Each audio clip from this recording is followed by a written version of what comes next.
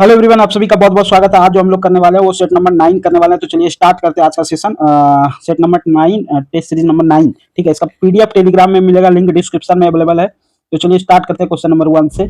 Soda acid extinguisher का प्रयोग dash की आग बुझाने के लिए करते हैं। तो कौन सी आग बुझाने के लिए करते हैं? ए, सोडा एसिड अग्निशामक का प्रयोग जो है क्लास ए की आग बुझाने के लिए करते हैं। क्लास ए में जो है वो ठोस में लगी आग होती है, जैसे लकड़ी, कोयला, ये सब में लगी आग जो होती है क्लास ए प्रकार की आग होती है।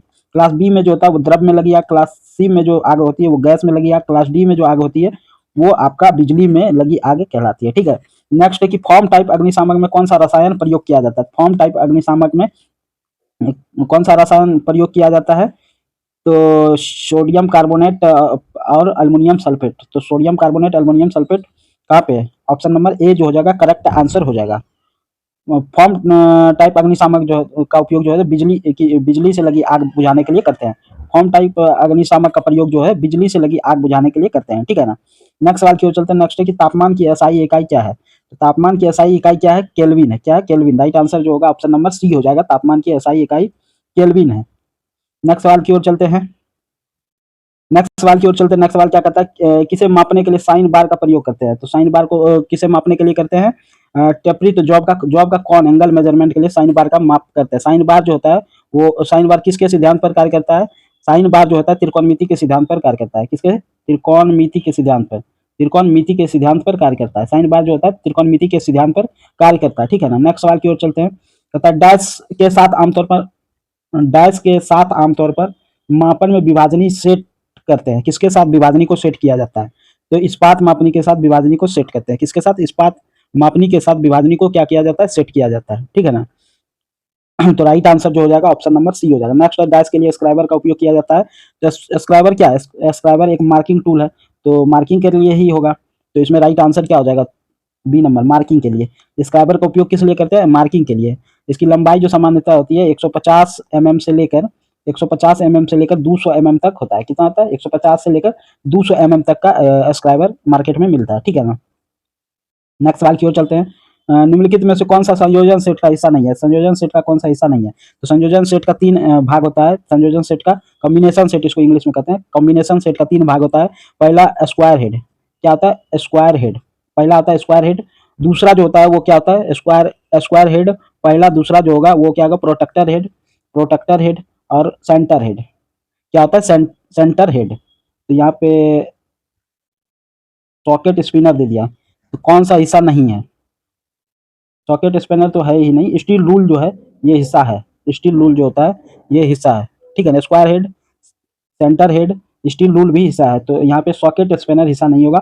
ऑप्शन नंबर डी जो हो जाएगा करेक्ट आंसर हो जाएगा। ठीक है। नेक्स्ट सवाल की ओर चलते हैं कि माइक्रोमीटर का वह घूमने वाला हिस्सा जिस पर 25 से 50 निशान बनाए जाते हैं क्या कहलाते हैं? तो माइक्रोमीटर का वो घूमने वाला हिस्सा जिस पे 25 से 50 निशान लगाए जाते हैं उसको क्या कहते हैं? थिम्बल कहते हैं। क्या कहते हैं? थिम्बल। माइक्रोमीटर क्या है? तो माइक्रोमीटर जो है ये क्या है? सूक्ष्म मापी यंत्र है। क्या है? सूक्ष्म मापी यंत्र है। सूक्ष्म मापी यंत्र है। सूक्ष्म मापी यंत्र है। ठीक है ना। माइक्रोमीटर क्या है? सूक्ष्म मापी यंत्र है। इसका अल्पतमांक जो होता है माइक्रोमीटर का लिस्ट काउंट एलसी जो होता है लिस्ट काउंट वो कितना होता है? 0.1 mm होता है। कितना होता है? 0.1 mm होता है। ठीक है ना। नेक्स्ट सवाल की ओर चलते हैं। वर्नियर डेप्थ गेज का उपयोग डैश के लिए किया जाता है। वर्नियर डेप्थ गेज का उपयोग किसके लिए करते हैं? वर्नियर डेप्थ गेज का उपयोग जो है किसके लिए करते हैं? स्टेप अंध होल की गहराई को चेक करने के लिए। इसको गहराई को चेक करने के लिए। वर्नियर डेप्थ गेज का जो लिस्ट काउंट होता है वो कितना होता है? 0.02 mm होता है। कितना होता है? 0.02 mm होता है लिस्ट काउंट। नेक्स्ट सवाल की ओर चलते हैं कि ब्रिटिश प्रणाली में डायल टेस्ट इंडिकेटर की शुद्धता यानी कि लिस्ट काउंट कितना होगा? तो डायल टेस्ट इंडिकेटर की कितना होगा? 0.001 सेकेंड। 0.001 सेकेंड इसकी शुद्धता होगी। ठीक है ना। डायल टेस्ट इंडिकेटर जो होता है डायल टेस्ट इंडिकेटर जो है इसके सिद्धांत पर कार्य करता है? रैक और पिनियन के सिद्धांत पर। रैक और पिनियन के सिद्धांत पर। रैक और पिनियन के सिद्धांत पर कार्य करता है। रैक और पिनियन के सिद्धांत पर कार्य करता है। रैक और पिनियन के सिद्धांत पर कार्य करता है, याद रखिएगा। तो डायल टेस्ट इंडिकेटर किसके सिद्धांत पर कार्य करता है? रैक और पिनियन के सिद्धांत पर कार्य करता है। नेक्स्ट है कि एक वेल्डन आर्क 3 प्रकार की अनायित विकिरण का उत्सर्जन करता है। निम्नलिखित में से आर्क आई होने की संभावना किसमें है? आर्क आई होने की संभावना किसमें है? यूवी किरण में। यूवी किरण में आर्क आई होने की संभावना है अल्ट्रावायलेट रेज में, यूवी किरण में। राइट आंसर जो हो जाएगा पराबैंगनी किरण, ऑप्शन नंबर बी। नेक्स्ट है कि ऑक्सी एसिटिलीन लॉ से काटने में नोक से कौन सी गैस प्रवाहित होती है? तो ऑक्सी एसिटिलीन लौ से काटने में नोक से कौन सी गैस प्रवाहित होती है? तो ऑक्सी एसिटिलीन का मिश्रण प्रवाहित होता है। ऑप्शन नंबर ए जो हो जाएगा राइट आंसर हो जाएगा। नेक्स्ट सवाल की ओर चलते हैं। ऑक्सी एसिटिलीन गैस वेल्डिंग किस तरह की प्रक्रिया है? तो ऑक्सी एसिटिलीन गैस वेल्डिंग जो है वो किस तरह की प्रक्रिया? संलयन वेल्डिंग है। कौन सा है? संलयन वेल्डिंग है। तो राइट आंसर जो हो जाएगा ऑप्शन नंबर डी हो जाएगा, संलयन वेल्डिंग है। ठीक है ना। ऑक्सी एसिटिलीन गैस वेल्डिंग जो है संलयन वेल्डिंग है। ऑप्शन नंबर डी जो हो जाएगा करेक्ट आंसर हो जाएगा। तथा वेल्डिंग के लिए कौन सी गैस प्रयोग करते हैं? तो वेल्डिंग के लिए जो है मुख्यतः एसिटिलीन गैस का प्रयोग करते हैं। इसका एसिटिलीन गैस का प्रयोग करते हैं। एसिटिलीन गैस को जलाने से के लिए सहायक रूप से ऑक्सीजन गैस का प्रयोग करते हैं। और एसिटिलीन को जलाने के लिए किसको? ऑक्सीजन का प्रयोग करते हैं सहायक में। ठीक है ना। ऐसे वेल्डिंग में जो है एसिटिलीन गैस का ही प्रयोग होता है, लेकिन सहायक के तौर पे पूछेगा तो ऑक्सीजन का प्रयोग करते हैं। ठीक है ना। नेक्स्ट सवाल की ओर चलते हैं कि शीशे और जिंक के मिश्रण से क्या बनता है? शीशा और जिंक, शीशा और जिंक के मिश्रण से क्या बनता है? तो शीशा और जिंक के मिश्रण से क्या बनता है? शीशा और जिंक के मिश्रण से क्या बनता है? शीशा और टीन के मिश्रण से सोल्डर बनता है। यहाँ पे आंसर इसका सही कर लेंगे, बुक में भी गलती दिया है। शीशा और जिंक के मिश्रण से ऐसा कुछ तो हम पढ़े नहीं है, बुक में भी गलती दिया है। इसमें से कोई नहीं मार दीजिएगा, ऑप्शन नंबर डी। ठीक है। शीशा और टीन के मिश्रण से जो होता है सोल्डर बनता है। शीशा और टीन के मिश्रण से सोल्डर बनता है। ठीक है ना। नेक्स्ट सवाल की ओर चलते हैं। नेक्स्ट सवाल देखिएगा, तथा फोर्जन शॉप में झुकाव, फोर्जन शॉप में झुकाव और फोर्जन कार्य के लिए प्रयोग की जाने वाली वाइस क्या है? तो फोर्जन शॉप में झुकाव और फोर्जन कार्य के लिए प्रयोग की जाने वाली वाइस कौन सा है? तो फोर्जन कौन सा वाइस है? Bench vice. Bench vice. Vice vice का साइज जो लिया जाता है, कोई भी वाइस है, वाइस का जो साइज लिया जाता है, वाइस का जो साइज लिया जाता है किससे लिया जाता है? जबड़े की चौड़ाई से, जौ की चौड़ाई से, जौ की चौड़ाई से लिया जाता है, जौ की चौड़ाई से लिया जाता है। ठीक है ना। जौ की चौड़ाई से लिया जाता है वाइस का साइज। ठीक है ना। फोर्जन शॉप में झुकाव और फोर्जिंग कार के लिए कौन सा वाइस प्रयोग करते हैं? उसका आंसर गलत लगा दिया है, लेग वाइस का प्रयोग करते हैं। लेग वाइस, लेग वाइस का प्रयोग करते हैं। और वाइस का साइज जो होता है ये जौ की चौड़ाई से लिया जाता है। नेक्स्ट सवाल की ओर चलते हैं। तथा निम्नलिखित में से किस हैमर का उपयोग भारी फोर्जन कार्य में किया जाता है?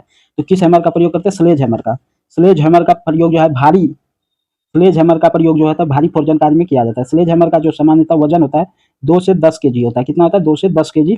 और स्लेज हैमर का जो हैंडल होता है उसकी लंबाई 600 से 900 mm तक होती है। लंबाई जो होता है हैंडल का वो 600 से 900 mm। इसका जो वजन होता है वो कितना होता है? 2 से 10 केजी तक स्लेज हैमर का वजन होता है। नेक्स्ट चलता है, धातु के पत्थर में बदलने का गुण क्या कहलाता है? धातु के पत्थर में बदल देंगे। कोई भी धातु यदि आपके पास सोना है उसको पत्थर में बदल देंगे, कौन सा गुण के कारण? आधात वर्धन्यता के गुण के कारण, तन्यता के गुण के कारण तार बनाया जाता है। प्लास्टिसिटी के कारण जो है रबड़ में प्लास्टिसिटी वो अपने आकार में वापस आ जाता है। ये प्रत्यास्था के कारण, प्रत्यास्था के कारण जो होता है वो अपने आकार में वापस आ जाता है। नेक्स्ट है कि पीतल किसका मिश्रण है? तो पीतल जो होता है वो किसका मिश्रण है? राइट आंसर क्या होगा? तांबा और जिंक। तांबा और जिंक, तांबा और जिंक जो है मिश्रण है पीतल का। इसमें तांबा जो होता है वो 70% और जिंक जो होता है वो 30% होता है। कितना होता है? तांबा 70% और जिंक 30% होता है। ठीक है। नेक्स्ट सवाल की ओर चलते हैं। पता निम्नलिखित में से कौन सा तांबे का अयस्क है? तांबे का अयस्क कौन सा है? तो तांबे का अयस्क जो है पायराइट है। कि कौन है तांबे का अयस्क? पायराइट। पायराइट जो है तांबे का अयस्क है। तांबे का एक आध गुण भी याद रखिएगा। इसका गलनांक जो होता है 1083, तांबे का गलनांक जो होता है 1083 डिग्री सेल्सियस और क्वथनांक जो होता है 2325 डिग्री सेल्सियस। क्वथनांक, ये गलनांक बताए, गलनांक ये क्वथनांक बताए। ठीक है। नेक्स्ट सवाल की ओर चलते हैं कि यहाँ पे मिलान करना मिश्र धातु है, सूची घटक है। सोल्डर जो है किसका? शीशा और टीन का मिश्रण है। पीतल जो है कासा, पहले कासा तांबा और टीन का, कासा जो है तांबा और टीन का। उसके बाद आपके पास पीतल है तो तांबा और जस्ता का, पीतल है तांबा और जस्ता का। इस्पात जो है लोहा और कार्बन का। तो राइट आंसर क्या हो जाएगा? राइट आंसर हो जाएगा बी नंबर, बी नंबर हो जाएगा। फिर से एक बार देखिएगा, शीशा जो सोल्डर जो है शीशा और टीन, पीतल जो है पीतल आपका तांबा और जस्ता, कासा जो है तांबा और टीन, इस्पात जो है लोहा और कार्बन। नेक्स्ट सवाल की ओर चलते हैं। इसमें से किस भट्टी में स्टील बनाया जाता है? स्टील की कौन सी भट्टी में बनाया जाएगा? स्टील जो है ओपन हर्थ भट्टी में बनाया जाता है, ओपन हर्थ भट्टी में बनाया जाता है। ठीक है ना। राइट आंसर जो हो जाएगा ऑप्शन नंबर बी हो जाएगा। नेक्स्ट सवाल की ओर चलते हैं। यदि इस्पात में कार्बन की मात्रा बढ़ जाती है तो क्या होगा? कार्बन की मात्रा बढ़ जाएगी तो हार्डनेस बढ़ जाएगा। तो क्या होगी? हार्डनेस बढ़ जाएगा, इसकी कठोरता बढ़ जाएगी। ऑप्शन नंबर डी जो हो जाएगा करेक्ट आंसर हो जाएगा। ठीक है ना। स्टील में कार्बन की मात्रा जितना अधिक होगा कठोरता भी उतना ही अधिक होगा। ठीक है ना। नेक्स्ट सवाल की ओर चलते हैं। नॉर्मलाइजिंग प्रक्रिया के लिए उपयुक्त शीतलन माध्यम कौन सा है? तो नॉर्मलाइजिंग प्रक्रिया में उपलब्ध शीतलन माध्यम जो है वायु है। क्या है? वायु। तो राइट आंसर जो हो जाएगा बी हो जाएगा। नेक्स्ट है कि हार्डनिंग हार्डनिंग प्रक्रिया के बाद धातु अधिक कठोर होता है तथा डैश होता है। तो धातु अधिक कठोर होता है तथा क्या होता है, ब्रिटल होता है, भंगुर होता है। हार्डनिंग में क्या होता है, धातु कठोर तो होता है लेकिन उतना ही क्या होता है, ब्रिटल होता है, यानी कि भंगुर होता है। नेक्स्ट सवाल की ओर चलते हैं, 26 नंबर। फ्लैंज माइक्रोमीटर को डैश नाम से जाना जाता है। फ्लैंज माइक्रोमीटर को किस नाम से जाना जाता है, गियर टूथ माइक्रोमीटर।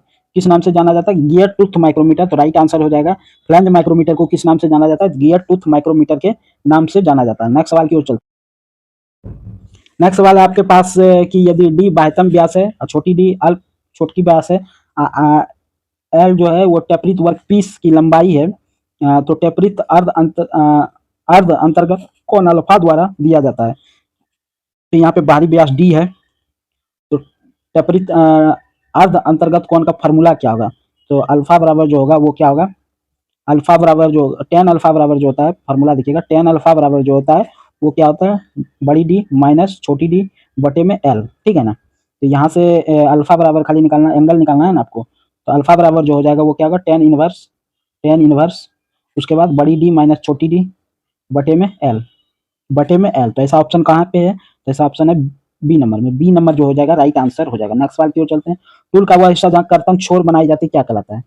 जहाँ कटिंग छोर बनाया जाता है, टूल का वह हिस्सा जहाँ कर्तन छोर बनाया जाता है उसको क्या कहते हैं, उसको नोज कहते हैं। क्या कहते हैं, नोज कहते हैं। तो राइट आंसर जो हो जाएगा नोज हो जाएगा।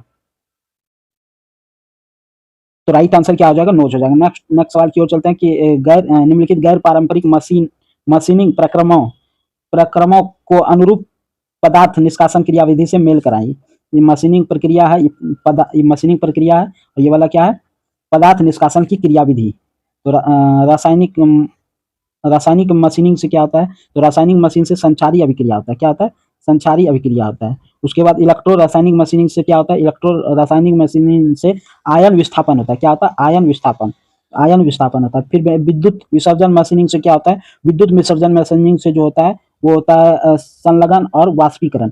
और पराश्रव्य मशीनिंग से क्या होता है, अपर्दन। तो राइट आंसर क्या हो जाएगा, तो राइट आंसर जो हो जाएगा ए नंबर हो जाएगा। राइट आंसर ए का बी का दो, ठीक है, ए नंबर जो हो जाएगा राइट आंसर। कहता है सूची एक को सूची से दो से मिलान कीजिए। तो जे किसको प्रदर्शित करता है, जे जो है ग्रेड को प्रदर्शित करता है।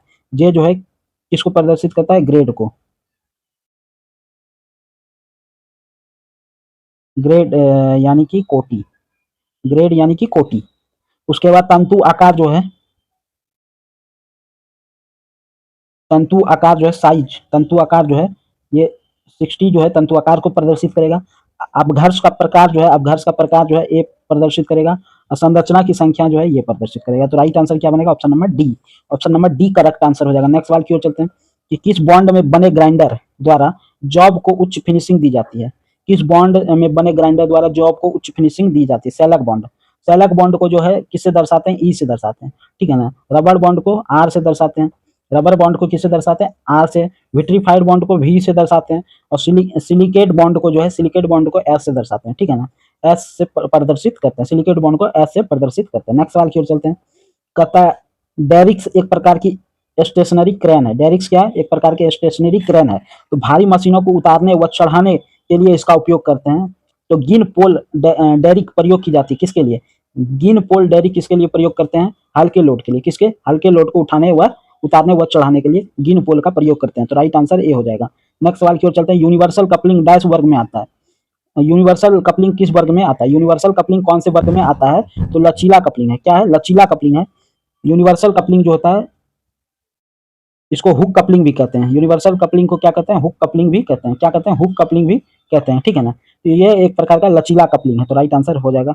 नेक्स्ट है कि मीट्रिक प्रणाली में गियर के साइजों को मॉड्यूल किससे दी जाती है। तो गियर की साइज बराबर जो होता है पिच का व्यास बटे दांतों की संख्या, बटे दांतों की संख्या, टिथ। मॉड्यूल बराबर जो होता है वो क्या होता है, पिच का व्यास बटे में दांतों की संख्या। तो पिच का व्यास बटे में दांतों की संख्या। ऑप्शन नंबर बी जो हो जाएगा करेक्ट आंसर हो जाएगा। ठीक है ना, बी नंबर जो होगा, पिच के व्यास को डी और दांतों की संख्या को टी से। मॉड्यूल बराबर जो होता है डी बटा टी होता है। नेक्स्ट सवाल की ओर चलते हैं कि कुंजी के लिए निम्नलिखित में से कौन सा कथन सही नहीं है। कुंजी के लिए कौन सा कथन सही नहीं है, तो कहता है शाफ्ट के समांतर लगाई जाती है, बिल्कुल सही है। या आयताकार या अर्धगोलाकार टुकड़ा में होता है, ये बात भी सही है। अस्थाई बंधन होता है जहां शाफ्ट टेंशन में कार्य करता है, तो ये बात भी सही है। कुंजी के लिए जो है कौन बात कथन सही नहीं है, तो यह अस्थाई बंधन होता है, ये बात जो है सत्य नहीं है। कुंजी जो होता है अस्थाई जोड़ है, क्या है, अस्थाई नहीं होके क्या है, अस्थाई जोड़ है, अस्थाई जोड़ है, ठीक है ना। कुंजी कैसा जोड़ है, अस्थाई जोड़ है। तो राइट आंसर जो हो जाएगा ऑप्शन नंबर सी हो जाएगा। नेक्स्ट सवाल की ओर चलते हैं कि थ्रेड टेपर पिन का प्रयोग, थ्रेड टेपर पिन का प्रयोग ऐसे पार्ट्सों में किया जाता है जहां पार्ट्सों में कंपन होता है, टेपर पिन निकाल ना सके इसके लिए नट को टाइट करते हैं, इसका दूसरा प्रयोग डैश है। इसका दूसरा प्रयोग क्या है, तो इसका दूसरा प्रयोग जो है ब्लाइंड होल से पिन को बाहर निकालने के लिए करते हैं, ब्लाइंड होल से पिन को बाहर निकालने के लिए करते हैं टेपर थ्रेड पिन का प्रयोग। टेपर थ्रेड पिन का प्रयोग जो है ब्लाइंड होल से पिन को बाहर निकालने के लिए करते हैं। तो राइट आंसर जो हो जाएगा बी नंबर हो जाएगा।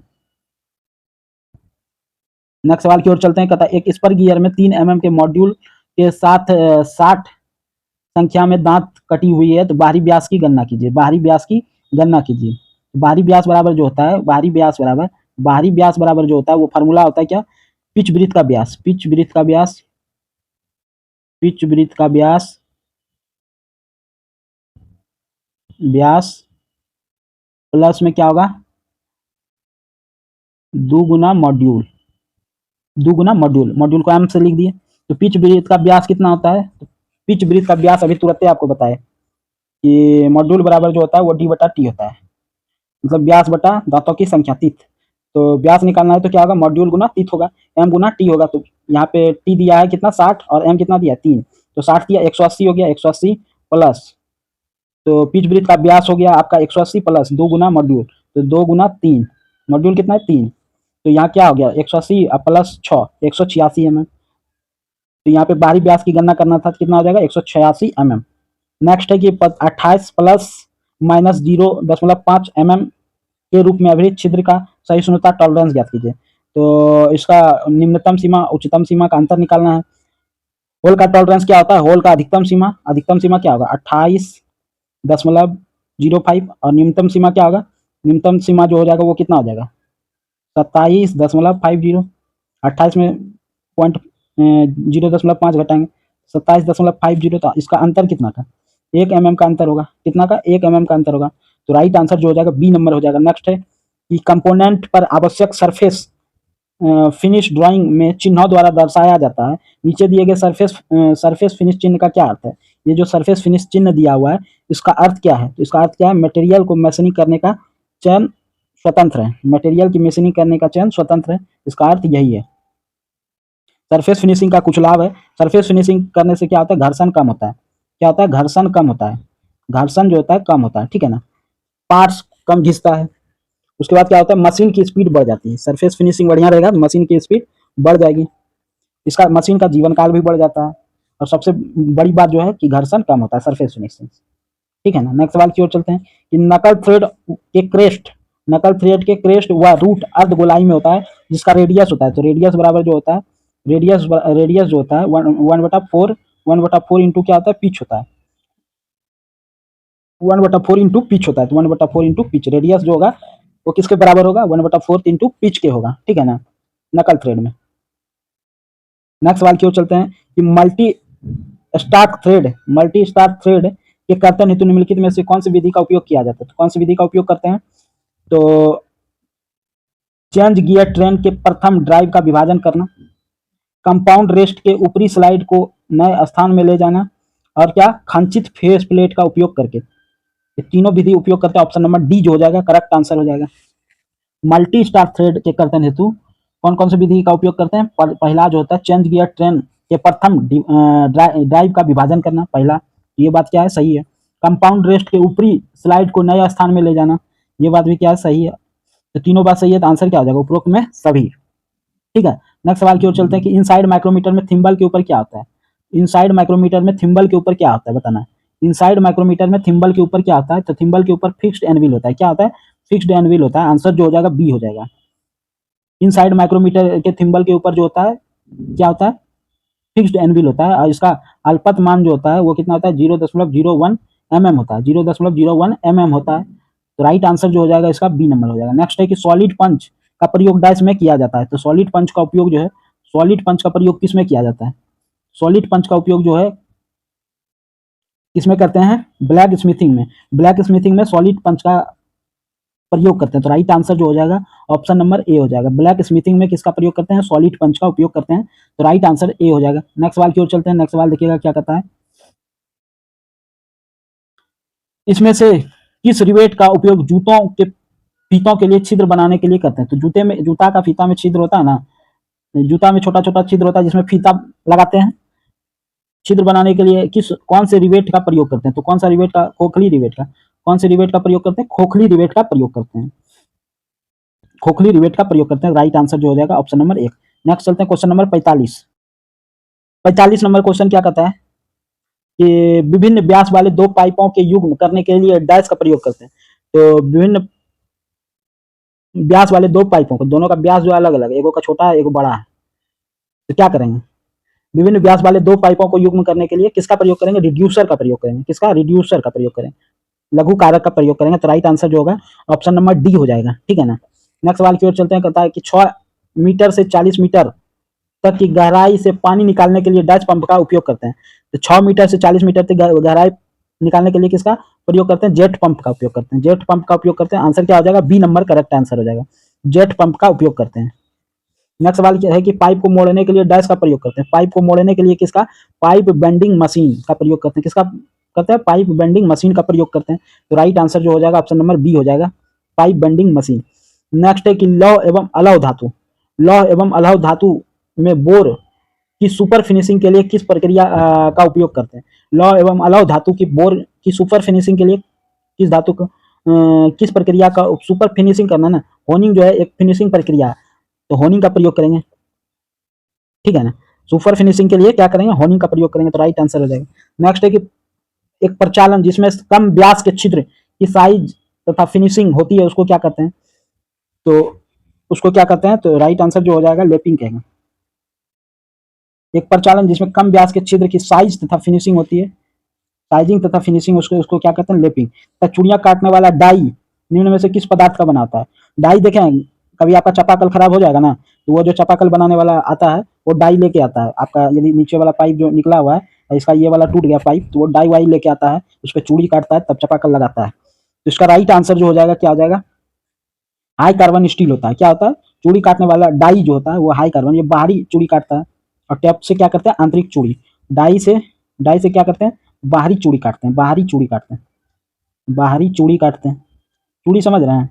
ऐसे ऐसे गोल गोल काटता है जिसपे आसानी से कोई नट बोल्ट कसा जा सके। तो डाई जो है बाहरी चूड़ी काटता है और टैप जो है आंतरिक चूड़ी काटता है। नेक्स्ट है जीआई पाइप का बाहरी चूड़ी आसानी से काटा जा सकता है। किसके द्वारा? तो किसके द्वारा काटा जा सकता है? डाई व बाहरी चूड़ी काटना है तो डाई, डाई से ही काटेंगे, डाई व डाई स्टॉक से। तो जीआई पाइप क्या है? गैल्वेनाइज्ड आयरन पाइप, जिसपे ऐसा पाइप जिसपे जिंक, ऐसा पाइप जिसपे जिंक जो है, जिंक का परत चढ़ा हुआ हो, उसको गैल्वेनाइज्ड आयरन पाइप कहते हैं। तो राइट आंसर जो हो जाएगा इसका बी हो जाएगा। नेक्स्ट है कि रेडियल ड्रिलिंग मशीन डैश के चारों ओर घूमती है। तो रेडियल ड्रिलिंग मशीन किसके चारों ओर घूमती है? तो रेडियल ड्रिलिंग मशीन जो है पिलर के चारों ओर घूमती है। रेडियल ड्रिलिंग मशीन जो है टेबल पिलर के चारों ओर घूमती है। ठीक है। तो राइट आंसर जो हो जाएगा ऑप्शन नंबर डी। यहाँ पे आरपीएम निकालना है आपको। यहाँ पे क्या निकालना है? आरपीएम निकालना है। आरपीएम मतलब एन निकालना है। V equal to pi D N बटा में 1000 होता है, ये तो आपको सारे सेट में बताए हैं। तो एन निकालना है, तो एन निकालने के लिए क्या होगा? एन बराबर डायरेक्ट फॉर्मूला सेट करते हैं, वी इंटू 1000, तो 20 गुना 1000 बटे में पाई इंटू डी। पाई का मान कितना? 3.14 ले लेते हैं, गुना डी का मान कितना? 20। सॉल्व करेंगे, सॉल्व से करेंगे तो 20 से 20 खत्म। यहाँ पे 3.14 से भाग देंगे 1000 में, या क्या करेंगे? डबल शून्य उड़ा देंगे इधर, तो भाग देंगे तो या पाई का मान 22/7 भी उपयोग करिएगा तो वही भाग देने पड़ेगा, तो 22 से भाग देना पड़ेगा, थोड़ा सस्ता पड़ेगा। तो भाग देंगे तो कितना आएगा? 318 आएगा, 318 दशमलव कुछ आएगा। तो अप्रॉक्स में आंसर मारना है तो 320 आरपीएम जो हो जाएगा करेक्ट आंसर हो जाएगा।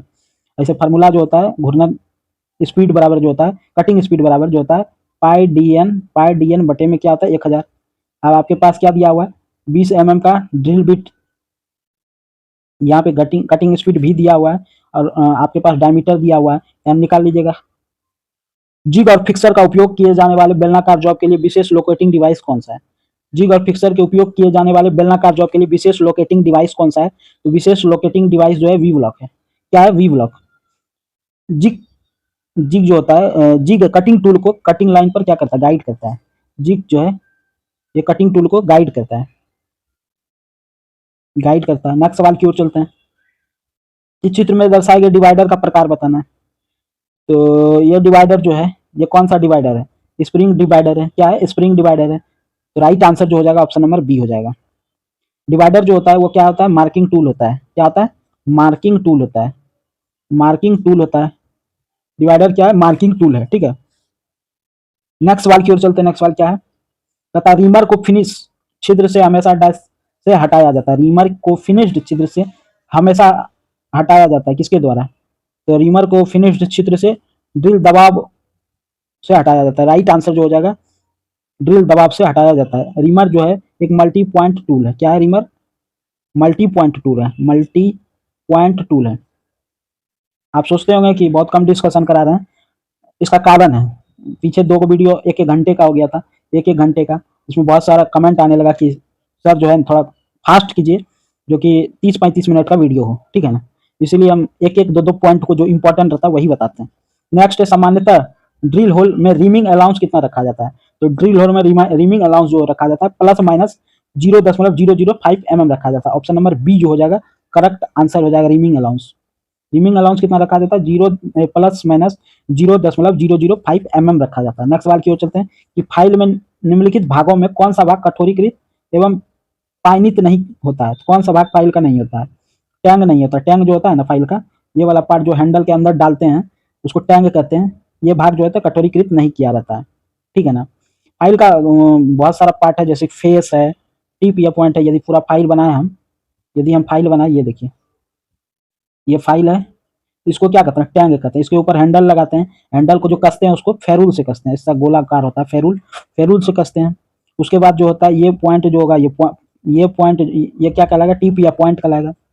एज होता है, साइड होता है, टैंग होता है, शोल्डर होता है, हैंडल होता है, यही सब होता है, और क्या होगा। नेक्स्ट है कि किसी जॉब की आंतरिक समकोणीय फाइल को रेतने के लिए प्रयुक्त फाइल कौन सा है? किसी जॉब के अंदर समकोणीय फाइल को रेतने के लिए कौन सा प्रयोग करते हैं?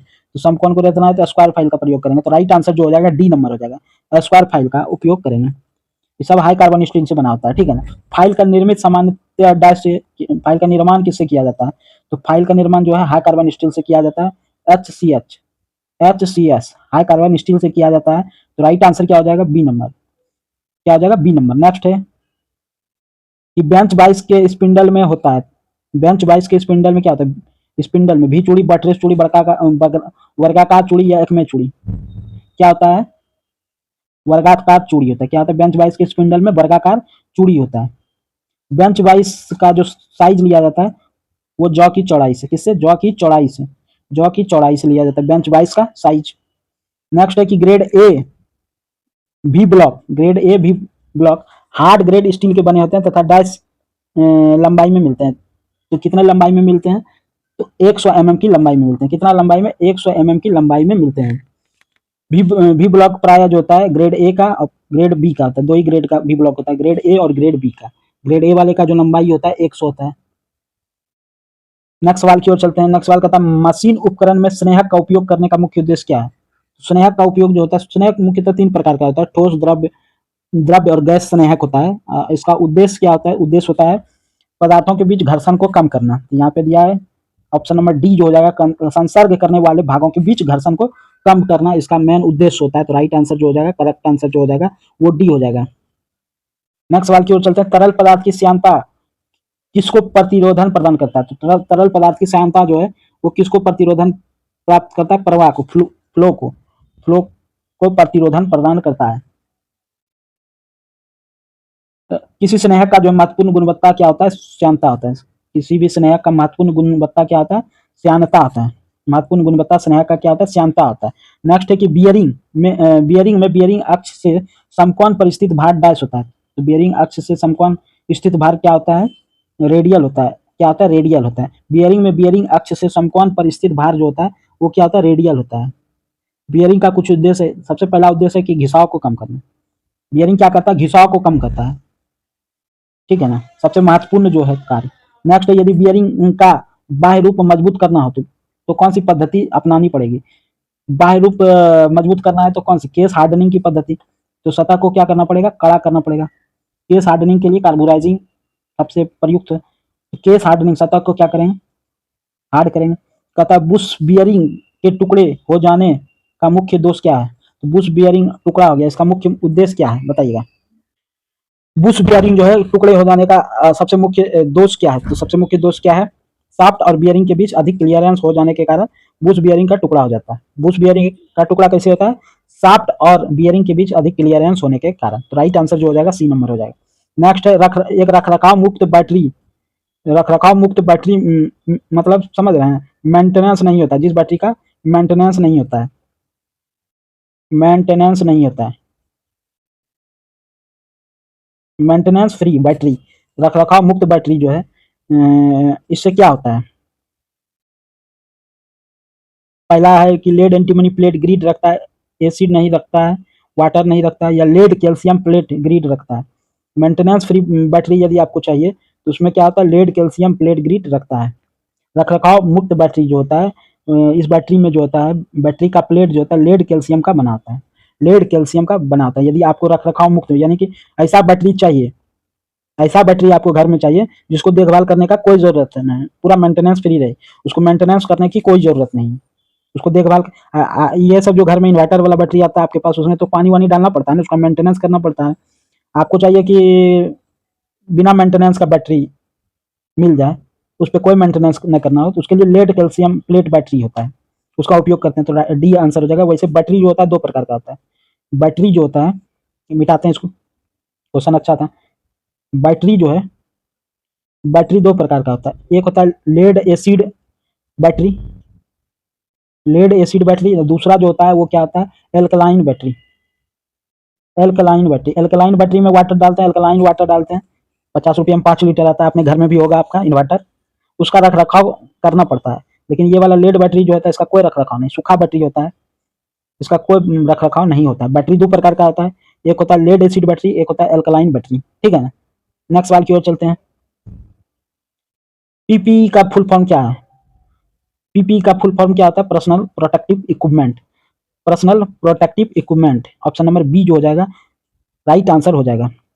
यह जो है पर्सनल प्रोटेक्टिव इक्विपमेंट में जो होता है, इसमें व्यक्तिगत रक्षक उपकरण होता है। जितना भी व्यक्तिगत रक्षक उपकरण, जैसे आँख की रक्षा के लिए चश्मा पहनते हैं, श्वसन तंत्र की रक्षा के लिए मास्क पहनते हैं, उसके बाद पैर की रक्षा के लिए बूट्स पहनते हैं, ये सब क्या है? पर्सनल प्रोटेक्टिव इक्विपमेंट ही है। एप्रॉन पहनते हैं शरीर में, ये सभी क्या है? पर्सनल प्रोटेक्टिव इक्विपमेंट है। नेक्स्ट सवाल की ओर चलते हैं। कहता है निम्नलिखित में से कौन सा प्लांट मेंटेनेंस का एक लाभ है? प्लांट मेंटेनेंस का एक लाभ कौन सा है? प्लांट मेंटेनेंस का एक लाभ कौन सा है? यह यंत्रों की उपयोग अवधि को क्या करता है? बढ़ाता है। मुख्यतः बहुत सारे लाभ हैं। यह उपकरण एवं यंत्रों की सर्विस टाइम को बढ़ाता है। प्लांट मतलब गाछ पेड़ नहीं समझ लीजिएगा। प्लांट मतलब वो आप जो यदि कोई कारखाना जाते हैं ना, संयंत्र जहाँ पे लगा रहता है, कारखाना जाते हैं, प्लांट मतलब वो प्लांट नहीं समझ लीजिएगा कि गाछ वृक्ष वाला, जहाँ पे कारखाना होता है, मशीन होता है लगा हुआ, वो प्लांट। तो उसका मेंटेनेंस का क्या लाभ है? ठीक है ना, उसका मेंटेनेंस का लाभ क्या है? तो उसमें उसका मेंटेनेंस करेंगे तो क्या होगा? उपकरण एवं यंत्रों का सर्विस टाइम जो हो जाएगा बढ़ जाएगा। यदि आप गाड़ी का ही सर्विसिंग कराते हैं तो लंबे समय तक गाड़ी आप अच्छे से चला सकते हैं, ब्रेक डाउन होने से बचता है। ये सभी इसका क्या है? लाभ है। नेक्स्ट सवाल की ओर चलते हैं। नेक्स्ट है कि आपके पास आरपीएम दिया हुआ है, यानी कि एन दिया हुआ है। ये वाला सवाल तो हमको रटा गया है जी, इतना बार हम कराए हैं ना, हमको खुद ही रटा गया है, इसमें हमको कुछ नहीं देखना पड़ता है। यहाँ पे आपका एन दिया हुआ है, डी दिया हुआ है, ठीक है ना। तो कर्तन गति क्या होगा? बी इक्वल टू सीधे सीधी पाई डी एन, पाई डी एन, पाई डी एन बटे में 1000, ठीक है। तो यहाँ पे आप सीधा सीधी वैल्यू बैठा दीजिए। पाई का वैल्यू 3.14 गुना डी का वैल्यू 25 गुना एन का वैल्यू 128 बटे में 1000। सॉल्व कर लीजिए। सॉल्व कीजिएगा तो क्या आएगा? 25 चौके 40 बार में खत्म, 40 बार में खत्म, 4 से ये भी खत्म हो जाएगा, 4 से 4 या 12, 4 दूना 8, 32 बार में ये भी खत्म, 10 बचा, 10 बचा। तो यहाँ पे क्या हो जाएगा? 32 गुना 3.14 भागा 10। तो राइट आंसर क्या हो जाएगा? 10.5, 10.5 अप्रॉक्स में लेंगे तो 10 मीटर प्रति मिनट। ऑप्शन नंबर बी जो हो जाएगा करेक्ट आंसर हो जाएगा। नेक्स्ट सवाल की ओर चलते हैं। कहता है गियर का पिच व्यास जो होता है 100 mm है, 150 mm है। पिच व्यास जो है आपका कितना है? गियर का पिच व्यास जो है 150 mm है, तथा उसमें 50 दांते कटे हैं। तो यह एक पिनियन को घुमाता है और जिसका पिच व्यास, पिनियन का पिच व्यास जो है वो 60 mm है, तो पिनियन के दांतों की संख्या क्या होगी? पिनियन के दांतों की संख्या क्या हो जाएगी? तो यहाँ क्या होगा, D1/D2 बराबर जो होगा फार्मूला T1/T2। अब D1 T1 किसको बैठाएंगे? तो दोनों का जो डायमीटर दिया हुआ, व्यास दिया उसको बैठा लीजिए, और T1 T2 तीस यानी कि दांतों की जो संख्या दिया वो बैठा लीजिए। तो पहला में दिया 150 बटे में 60 बराबर जो हो जाएगा वो किसके होगा? दांतों की संख्या 50 बटे में x। दूसरा में पिनियन में दांतों की संख्या निकालना, 50 दिया 150, तो x बराबर कितना आ जाएगा? 20 दिया 60, x बराबर जो हो जाएगा 20। पिनियन में दांतों की संख्या जो हो जाएगी वो कितना आ जाएगी? 20। ये वाला जो आपको फार्मूला है, ये वाला D1/D2 बराबर T1/T2, इसको अपने ध्यान में रखना है। नेक्स्ट सवाल की ओर चलते हैं। नेक्स्ट सवाल क्या कहता है? कहता है कि ड्रिलिंग गति जो है 44 मीटर प्रति भी दिया हुआ है। ये क्या है? ड्रिलिंग गति यानी कि भी दिया हुआ है। ड्रिल का व्यास यानी कि डी दिया हुआ है। तो आरपीएम की गणना कीजिए, आरपीएम की गणना करना है। तो आरपीएम एन बराबर क्या होता है? V equal to pi D N बटे में 1000। एन बराबर क्या हो जाएगा? भी इंटू 1000। तो भी कितना है? तो भी आपका 44 गुना 1000 बटे में पाई डी। पाई का मान ले लेते हैं 22/7, तो ऊपर 7 चला जाएगा। और डी का मान कितना है? तो डी का मान जो है 20 है। सॉल्व कर लीजिए, 22 दूना 44, उसके बाद 0 से 0 कट गया, 2 से 2 कट गया, यहाँ 500 गुना 7, 500 गुना 7 यही होगा, 2 से 2 कट गया, सॉरी 500 नहीं होगा, 100, 100 गुना 7, 700 होगा। राइट आंसर क्या होगा? डी नंबर करेक्ट आंसर हो जाएगा। क्या और सारा तो कट गया, 100 गुना 7। तो यहाँ पे जो फार्मूला बैठाना है, V equal to pi D N बटे में 1000, 1000। तो यहाँ से एन निकालना है, एन बराबर क्या होगा? भी इंटू 1000 बटे में पाई डी। तो आंसर कितना आ गया? 700। नेक्स्ट सवाल की ओर चलते हैं कि वर्नियर कैलिपर का लिस्ट काउंट ज्ञात करना है। इसका मैन स्केल में अल्पतमान 1 दिया है। मैन स्केल के पर विभागों की संख्या 49 है, जो कि वर्नियर के 50 विभागों से मेल खाता है। इस तरह का सवाल जब भी देता है ना, तो हम सीधा सीधी क्या करते हैं, 1 बटा छोटा भाग जो है ऊपर और बड़का भाग जो है नीचे सॉल्व करेंगे। तो 50 में से 49 का 1/50, 1/50 को क्या लिख सकते हैं? 1/50 को 0.02। आंसर तो निकल जाएगा सीधा सीधी, ठीक है ना, ज़्यादा पढ़ना भी नहीं है। इस तरह का जब भी दिया रहे एकदम रटा रटा है सवाल आएगा जी। हाँ, लेकिन समझना है तो पूरा पूरी समझिए कि अल्पतमान जो है निकालने के लिए क्या करते हैं। हम पहले मेन स्केल का एक भाग, तो मेन स्केल के एक भाग जो होता है वो कितना है? 1 mm। उसके बाद मेन स्केल के 49 भाग जो है, मेन स्केल का 49 भाग, ये कितना होगा? 49 mm। वर्नियर स्केल के 50 भाग के बराबर है। 49 भाग जो है 50 भाग के बराबर है। एक भाग जो होगा वो कितना होगा? 49/50। वर्नियर स्केल का एक भाग जो होगा 49/50 होगा। तो यहाँ पे माइनस कर लेंगे अल्पतमान निकालने के लिए। तो किस में माइनस करेंगे? मेन स्केल के एक भाग में। मेन स्केल का एक भाग माइनस वर्नियर स्केल का एक भाग, 49/50। तो सॉल्व करेंगे तो वही आएगा, 0.02 आंसर। नेक्स्ट सवाल की ओर चलते हैं, क्वेश्चन नंबर 75। कहता है कि 100 mm, या देखिए न्यूमेरिकल है, थोड़ा सा टाइम लेंगे ही। 100 mm लंबाई कार्यखंड में 1/10 का टेपर है। कहता 75 mm लंबाई तक दिया गया टेल स्टॉक का प्रति संतुलन दिया जाएगा। तो टेल स्टॉक का प्रति संतुलन क्या होगा? तो इसका फार्मूला होता है टेल स्टॉक का प्रति संतुलन बराबर जो होता है वो क्या होता है? फार्मूला एस बराबर जो होगा, संतुलन बराबर जो होगा, D capital D minus small D बटे में एल गुना में कैपिटल एल बटे में 2, ठीक है। तो देखिए टेपर बराबर जो होता है ये बताया कि डी माइनस डी बटे में क्या होता है? एल होता है, छोटी एल, बराबर कितना अनुपात दिया है? 1/10। इसका वैल्यू निकल गया, इसका वैल्यू निकल गया 1/10। टेपर अनुपात दिया हुआ है 1/10, और बड़ी एल जो है 100 mm लंबे कार्यखंड है। तो एल जो है लंबाई जो है एल दिया है, बड़ी एल जो है वो कितना 100 mm है। तो 100, तो इसको सॉल्यूशन करेंगे। टेपर अनुपात जो है 1/10, मतलब इसका डी माइनस कैपिटल डी बटे एल का वैल्यू 1/10 गुना बड़ी एल जो दिया है वो आपका 100 बटे में 2 सॉल्व करेंगे। 50 को काटेंगे 0 से तो 5, तो 5 राइट आंसर होगा, 5 mm। Option number D correct answer हो जाएगा, ठीक है ना, option number D correct answer हो जाएगा। तो कैसा लगा आज का सेशन? कमेंट करके बताइएगा। सेशन अच्छा लगा तो वीडियो पे लाइक शेयर कमेंट करिएगा, और ज़्यादा से ज़्यादा वीडियो को शेयर कीजिएगा, ठीक है ना। चैनल पे पहली बार जुड़े हैं तो चैनल को सब्सक्राइब भी कीजिएगा। साथ ही साथ इसका बहुत सारा सेट करा दिए हैं, तो जाके फीटर का क्वेश्चन MCQ का प्लेलिस्ट बना हुआ है, वहाँ पे आप जाके देख सकते हैं। थैंक यू, धन्यवाद। मिलते हैं फिर नेक्स्ट सेशन में। जय हिंद।